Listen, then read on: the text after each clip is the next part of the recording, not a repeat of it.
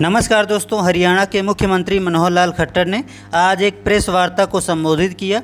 इस दौरान उन्होंने किन बातों पर चर्चा की, हम आपको वीडियो में दिखाने जा रहे हैं। तो आज ईद का त्यौहार है, तो इस ईद के त्यौहार पर मैं आपके माध्यम से सभी को बहुत बहुत बधाई और शुभकामना देता हूं।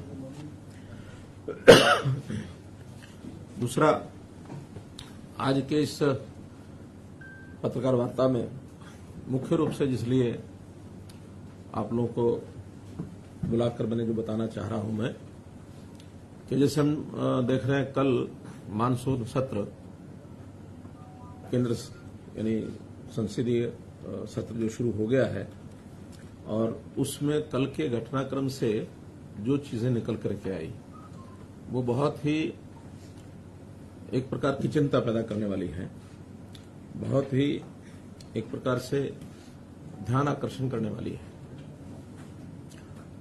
इस बार के मानसून सत्र में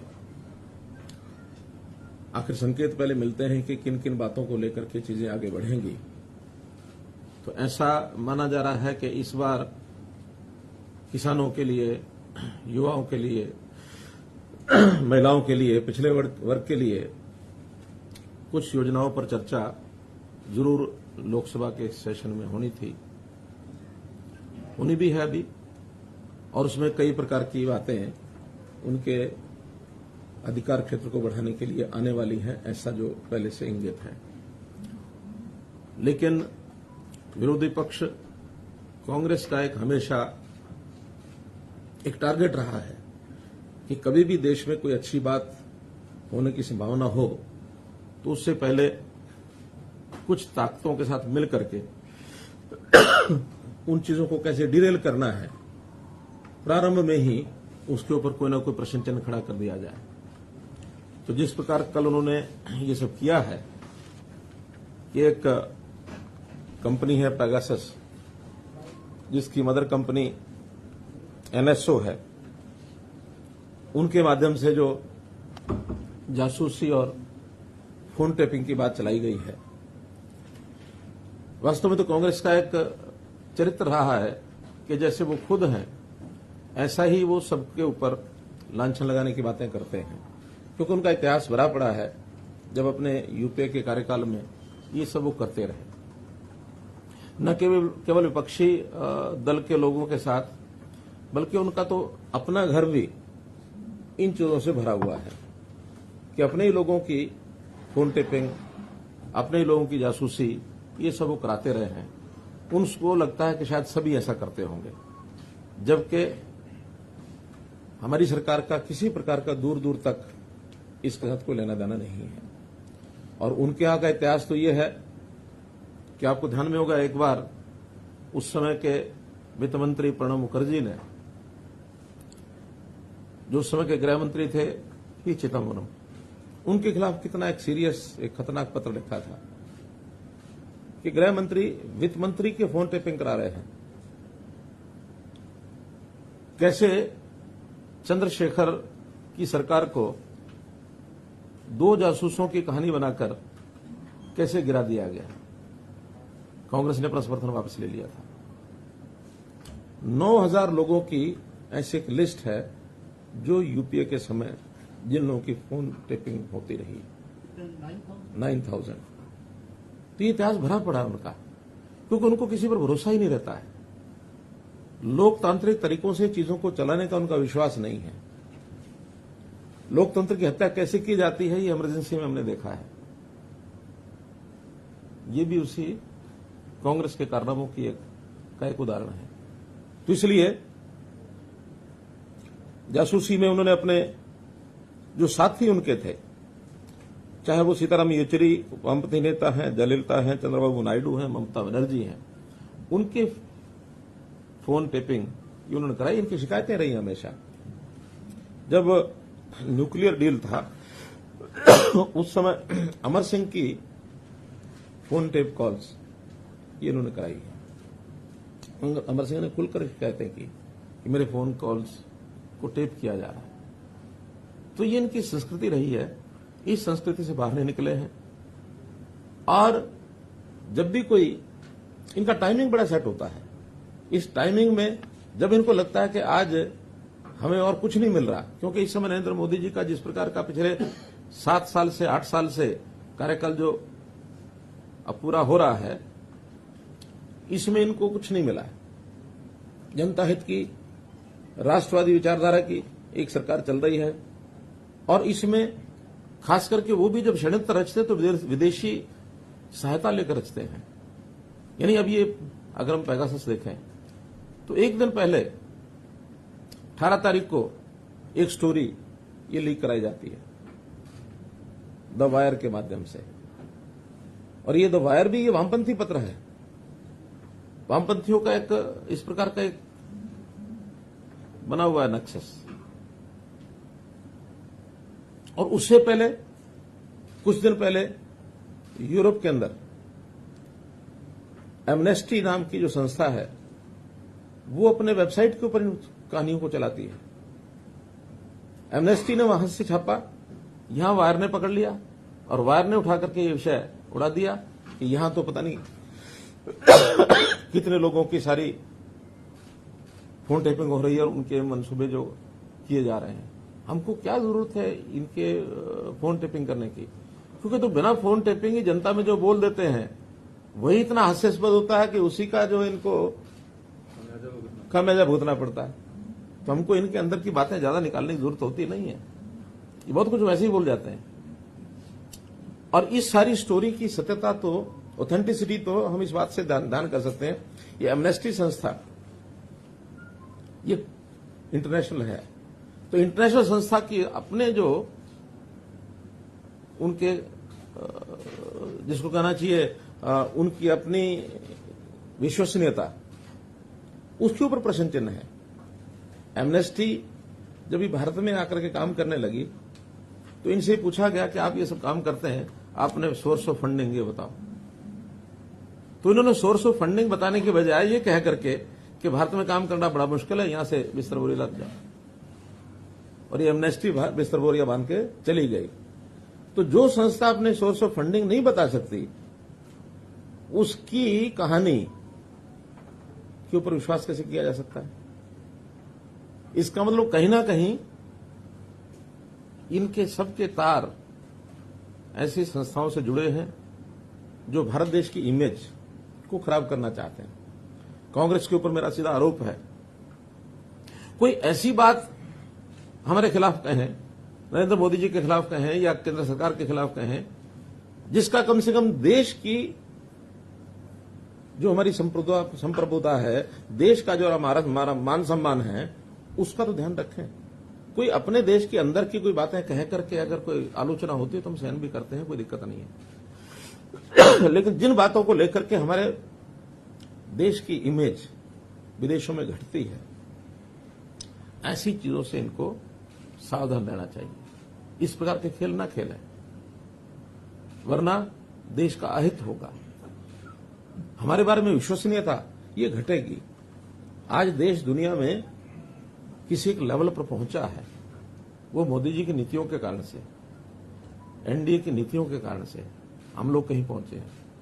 लेकिन उसको धरातल पर न उतरने देने के लिए, उसको बदनाम करने के लिए जिस प्रकार की कहानियां ये बनाते हैं, तो इन कहानियों को जैसा ये कर रहे हैं इसकी मैं निंदा करता हूं। और कुल मिलाकर के देश की जनता इन बातों को ध्यान रखेगी कि ऐसे किसी विदेशी संस्था के साथ कांग्रेस जो षड्यंत्र करके जिस प्रकार का ये फोन टेपिंग कंट्रोवर्सी को इन्होंने उछाला है, ये सिस्टमेटिक तरीके से भारत की प्रतिष्ठा को चोट पहुंचाने का ये काम है। इसकी निंदा हम सब करते हैं। इतनी ही बात आज की इस प्रेस कॉन्फ्रेंस में मुझे आपके सामने रखनी थी। जो आप ये जिनका बता रहे हैं, ये आपके पास आधिकारिक सूचना भारत सरकार से आई है, जैसे कि क्योंकि इंटरनेशनल और नेशनल इशू चल रहा है, तो आपके पास, हमारे पास आपका जो सूचना है, जो जिस अधिकार से आप कह रहे हैं कि ये सब षड्यंत्र रच रहे हैं, ये पॉलिटिकल स्टेटमेंट भी हो सकता है, चीफ मिनिस्टर का आधिकारिक बयान भी हो सकता है, तो इसका आधार क्या है? ये आधिकारिक बयान है। जब से कल ये सारा लोकसभा विषय उठा है, मैं इसके ऊपर 10 घंटे लगातार मैंने लगाए हैं। मेरी जानकारियां ऑथेंटिक जानकारियां हैं, ये सरकार की एजेंसियों के माध्यम से भी जानकारियां हैं, ये वेबसाइट के माध्यम से भी जानकारियां हैं, ये मीडिया के माध्यम से भी जानकारियां हैं।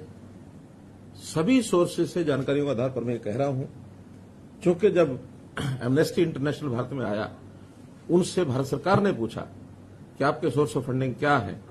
उन्होंने बताया नहीं, बल्कि अपना बिस्तर बोरी लाद करके चले गए। ये तो फैक्ट है। इस फैक्ट के अंदर मुझे कोई अनुमान नहीं लगाना है। कांग्रेस का जो इतिहास है पिछला, वो सारा फैक्ट है। चंद्रशेखर सरकार गिरी कि नहीं गिरी? 2 जासूसों के जासूसी के कारण से गिरी ना। हरियाणा पुलिस के जासूसों के ऊपर ये ब्लेम लगाया गया क्योंकि कांग्रेस को समर्थन वापस लेना था। आखिर प्राइम मिनिस्टर के घर के बाहर 2 सीआईडी वाले मिल जाएंगे तो इसे सरकार गिरती है क्या? सीआईडी वालों के अपने काम हैं, करते हैं। अब मेरे बगल में सीआईडी चीफ बैठे हैं, तो इसका क्या मैं ये क्या कहूं कि भी ये सब सीआईडी करने आए हैं यहाँ? पर इनको आप साथ में लेकर कोई मकसद तो है? मकसद तो यह है कि इनकी जानकारियां बहुत ज्यादा हैं। इनकी जानकारियां, सीआईडी का काम होता है जानकारियां रखना, और जानकारियां मैंने इनसे भी ली हैं। ये भी पहले आईबी में थे। यही मैं जानना चाह रहा था जी। नहीं, उसमें मुझे आपत्ति नहीं है बताने में। जो फैक्ट्स हैं वो फैक्ट्स हैं, और ये सारी जानकारियां हम सामान्य व्यक्तियों की बजाय जो प्रोफेशनल इंस्टीट्यूशंस हैं वो ज्यादा जानकारी रखते हैं, हमसे ज्यादा रखते हैं। इनका काम है ये। आपने कहा कि 10 घंटे अध्ययन किया, जो उसमें नाम आया उसमें कुछ आपकी पार्टी के नेताओं के भी नाम है, तो देखिए इस तरह के आरोपों का क्या है? विपक्ष की जासूसी कराया। देखिए ये जो एजेंसियां होती हैं जो इस प्रकार के खुफिया तंत्र के सॉफ्टवेयर बनाती हैं, उन्होंने एक सॉफ्टवेयर बनाया हुआ है। वो सॉफ्टवेयर दुनिया को बेचते हैं। किसको बेचते हैं, किसको नहीं बेचते हैं, उनका अपना इंटरनल मामला। कौन खरीदता है, कौन नहीं खरीदता, ये खरीदने वाला का मामला है। क्या उनका हेतु होता है, ये उनका मामला है। लेकिन उसके अंदर बहुत से जो उनका डाटा बनता है टेलीफोन नंबर्स का, पता नहीं, हो सकता मेरा भी टेलीफोन नंबर उसमें हो, आप लोगों का भी किसी में हो। तो डाटाबेस जो होता है फोन नंबर्स का, वो जो 50,000 फोन नंबर्स जो रिलीज किए गए हैं, वो उनके हो सकता है टारगेट रहे हों, लेकिन वो टारगेट किसने बनाया और कौन सी कंपनी ने कहां से जाके लिए, और वो सारे कोई उनके ऊपर कोई स्पाईवेयर काम किया कि नहीं किया, ये कहीं कोई प्रमाण नहीं है। मेरा फोन भी है, मैं भी सावधानी से ही अपनी बात करूंगा, क्योंकि हो सकता है मेरे फोन भी कहीं ना कहीं किसी ने लगा रखा हो। दुनिया में बहुत सी ऐसी एजेंसीज हैं जो इस प्रकार के जासूसी काम करते हैं, दुनिया में है। लेकिन हमारा उसमें क्या रोल है? हम तो हो सकता है स्वयं उसमें फंसते हो, लेकिन हमारा इसमें रोल नहीं है। अगर कोई जासूसी कंपनी ने कोई 50,000 नंबर आउट किए हैं, तो ये वो कंपनी अपनी रिसर्च सेंटर में बताएगी कि क्या है क्या नहीं है। ये शोर तो यही मच रहा है सर कि ये जो पेगासस का सॉफ्टवेयर है वो केवल सरकारों को ही बेचते हैं, प्राइवेट नहीं, प्राइवेट एजेंसियां भी लेती हैं उनसे। हाँ, वो भी लेती हैं। अब ये हो सकता है कि प्राइवेट एजेंसियां उनसे प्राइवेट तरीके से लेती हों, डिक्लेयर ना करती हों, क्योंकि बनाने वाली जब एजेंसी प्राइवेट है, ये कौन सी सरकारी है? नहीं, हमारे पास इसकी कोई जानकारी नहीं है। लेकिन अगर किसी के नंबर किसी प्राइवेट एजेंसी ने ले रखे होंगे और हमारे पास कोई शिकायत आएगी तो हम ढूंढ जरूर देंगे। हमारे पास कोई शिकायत आए तो हमारे पास इतने सिस्टम हैं कि उसको ढूंढ जरूर देंगे। सर, इस फोन का मामला है, इसको कांग्रेस से प्रूफ दे रही है। इसकी वजह आप यही मानते हैं कि जो तमाम मुद्दे हैं जो लोकसभा के सदन की कार्रवाई के दौरान सामने आने जैसे किसानों की बात है, युवाओं की जो आपने कहा, तो यही कारण है उनको कैसे ओवरशैडो किया जाए, उनके ऊपर कैसे एक ऐसा मुद्दा डाल दिया जाए जिसके अंदर चर्चा चलती रहे और बाकी सारे विषय गौण हो जाए। मुख्यमंत्री जी, दुनिया के 17 मीडिया ऑर्गेनाइजेशन ने मिलकर ये पेगासस प्रोजेक्ट पर काम किया है। क्या आपका मानना है कि ये सारे वामपंथी विचारधारा से जुड़े हुए हैं? उसमें वायर एक है, हाँ, वायर एक है। तो वायर वामपंथी है, आप सिद्ध कर लीजिए। वाशिंगटन पोस्ट, द गार्जियन, सब ऐसी ऐसी संस्थाओं से जुड़े हुए हैं जिन संस्थाओं का किसी देश के साथ कोई लगाव नहीं है। ये सब अपने अपने तरीके से ये काम करने वाली संस्थाएं हैं। ये कोई देशभक्ति या देश के प्रति प्यार रखने वाली संस्थाएं नहीं है। लोकसभा से पहले क्यों आते हैं?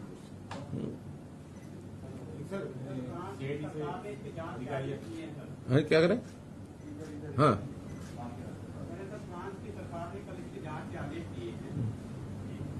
सरकार ने, फ्रांस की सरकार ने। तो करे ना, फ्रांस की सरकार जांच करे और जांच के तथ्य जो सामने आएंगे उसके बारे में अपनी टिप्पणी करेंगे कि हाँ सरकार ने किस मंसूबे से की है। क्योंकि कोई दूसरा देश किसी दूसरे देश के बारे में कोई बात टिप्पणी करता है और कोई जांच कराता है, उसका भी अपना कोई मंसूबा हो सकता है। हमारे अपने देश की एजेंसी पर तो हम भरोसा करेंगे, लेकिन बाहर की एजेंसी के ऊपर हम एकदम को भरोसा करने की बात नहीं है। जब चीजें तथ्य सामने आएंगे तब देखेंगे। और देखिए, इन सारी बातों का एक जो मुख्य बात है, मान लो ये विषय था भी सही, कोई ऐसा असल में तो कोई है नहीं, लेकिन इसकी कोई विषय को उठाना ही था, तो ये 20 दिन पहले, महीना पहले, 2 महीने पहले, 15 दिन पहले क्यों नहीं हुआ? विषय तो ये सालों से चल रहा है। ये कंपनी 2018 से ये काम कर रही है। विधानसभा का, लोकसभा का सत्र शुरू हुआ उससे 1 दिन पहले इस विषय को उठाने का हेतु क्या है? ताकि हमें शोर मचाने के लिए कोई मुद्दा मिल जाए। क्योंकि सब तो जरूरी नहीं कि 10 घंटे का समय लगाएंगे, जैसा आज मैं अथॉरिटेटिव बोल रहा हूं, ऐसे सब लोग 10-10 घंटे का समय लगाएंगे और फिर जाके बोलेंगे। लोकसभा में हर प्रकार के लोग बैठे हैं। अब उनको अपनी बात को ऐसे बताने के लिए कि हाँ भी हम ये बहुत बड़ा कुछ कर लिया हमने, और उसके कारण से शोर मचाना और विधानसभा का लोकसभा को न चलने देना। क्योंकि पहले भी कई किस्से ऐसे आए हैं, जब किसी मुद्दे को पकड़ते हैं लोकसभा को कितने दिन अवरोध डालना। ये जो अवरोधक है, ये वास्तव में देश की प्रगति में अवरोध पैदा करते हैं। ये सरकार चलाने में अवरोध पैदा नहीं कर रहे हैं, देश की प्रोग्रेस में अवरोध पैदा कर रहे हैं। नहीं तो करेगी तो उनको जवाब मिलेगा। लोकतंत्र तरीके में प्रदर्शन करें, प्रदर्शन करना अधिकार है सबका, लेकिन प्रदर्शन करने में जो कहेंगे उसका जवाब तो हम देंगे ही। लोगों को लोक जागरण तो तभी होता है जब लोगों में ये सारी बातें जाएंगी। आखिर मुझे प्रेस कॉन्फ्रेंस करने का हेतु क्यों ध्यान में आया? इसलिए कि इन विषयों की जानकारी आपके माध्यम से लोगों को मिले, लोगों का जागरण हो कि कांग्रेस क्या करती है। कांग्रेस की काली करतूतें ये कभी भी कामयाब नहीं होंगे, न ये देश में होंगे, न ये हरियाणा में होंगे। हरियाणा की बात बताता हूं आपको। अब CMEI क्या है संस्था? CMIE हर बार ये पिछले 1.5 साल से 2 साल से कि बेरोजगारी 29% हो गई, बेरोजगारी 35% हो गई, बेरोजगारी 36% हो गई। और हमने कहा कि सेल्फ डिक्लेयर्ड, जिन लोगों ने डिक्लेयर किया कि मैं बेरोजगार हूं, वो 6.1 है। हमारे पास तो अब क्योंकि हमने तरीका खोज लिया अपना, ये तो सैंपल इकट्ठा करते होंगे CMIE वाले, तो 2000 सैंपल ले लिए, उसमें कुछ रिटायर्ड लोगों भी डाल लिया, कुछ और। अब रिटायर्ड आदमी क्या कहेगा मैं रोजगार वाला हूं? 60 साल से ऊपर के आदमी का तो पूछने का कारण ही नहीं है। बेरोजगारी होती है 18 साल से 60 साल के बीच में, रादर 18 से 58। ये जो 40 वर्ष का जो कार्यकाल है किसी का, इसमें रोजगार है कि बेरोजगार है, इन्हीं का मूल्यांकन होता है। अब 75 साल के आदमी को आप कहेंगे क्या बेरोजगार है कि रोजगार है, कोई अर्थ है? या किसी स्कूल कॉलेज विद्यार्थियों को कहेंगे रोजगार है कि बेरोजगार है, कोई अर्थ है उसका? कोई अर्थ नहीं। मंत्री तो कह सकते हैं रोजगार मिला हुआ। कुल मिलाकर सेल्फ डिक्लेयर्ड लोगों ने 6.1% लोगों ने कहा कि हाँ मैं बेरोजगार हूं, और मानते हैं 3 से 5% बेरोजगारी हर एक देश में, हर एक प्रांत में, हर जगह रहेगी।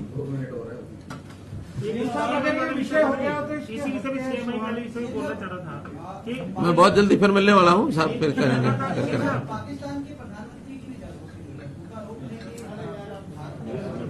इंडिया की बात करें, मेरा कहना है कि हमें तो अपने बारे में विचार करना चाहिए कि हमारे देश के अंदर कौन क्या खेल खेल रहे हैं। आखिर चाहे पॉलिटिकल पार्टियां हों, चाहे इंडिविजुअल्स हों, चाहे कंपनीज हों, चाहे समूह हों, कोई भी हो, देश हित को जरूर सर्वोपरि रखना चाहिए, देश हित के खिलाफ नहीं जाना चाहिए। और आज का ये जो विषय मैं बता रहा हूं, ये देश की प्रतिष्ठा को एक चोट पहुंचाने वाला विषय है। इस ओर जरूर आप यानी जनता को बताएं, अपने साधनों से बताएं। इतनी बात मुझे कहनी है। बहुत बहुत धन्यवाद।